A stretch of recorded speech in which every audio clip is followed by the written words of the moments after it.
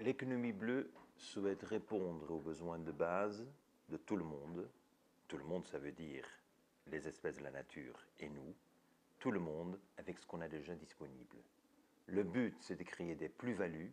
Le but n'est pas du tout de faire la concurrence avec les prix cassés. C'est-à-dire qu'on va générer des plus-values en cascade, en réseau.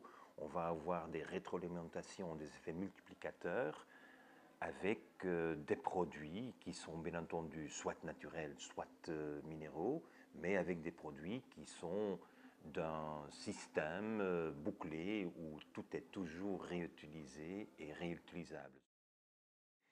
L'économie rouge, pour moi, c'est l'économie des dettes, des endettements. C'est là où il faut prêter de l'argent, il faut utiliser les effets de levier du financement pour pouvoir quand même toujours continuer sur cette voie de l'économie d'échelle, où vous produisez toujours plus de la même chose, plus standardisée et toujours moins cher pour faire une concurrence globalisée.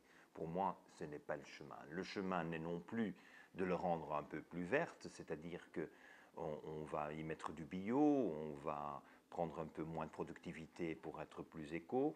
Quand nous avons des produits qui sont plus chers, quand tout ce qui est bien pour vous et tout ce qui est bien pour la nature est plus cher, eh bien vous avez une économie pour les riches.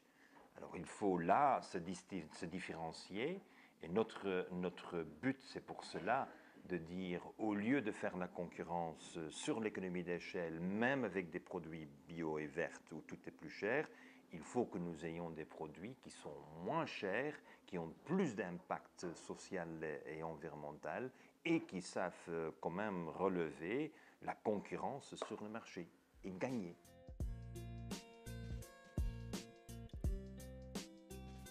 Je crois que le plus important, c'est que nous sommes obnubilés, nous sommes fascinés, nous sommes dans une corsette, selon le point de vue que vous utilisez, d'investissement où on souhaite toujours éliminer les risques.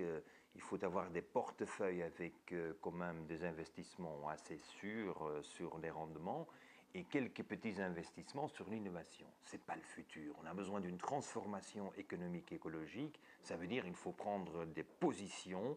Et pour moi, c'est vraiment la position qu'il faut prendre de l'opportunité qui se présente. De ne pas investir, ça c'est le risque que vous prenez. Et cette transformation de l'investisseur, d'une personne qui calcule ses risques, une personne qui se rend compte s'il ne fait pas partie d'une transformation, eh bien on sera éliminé au fur et à mesure.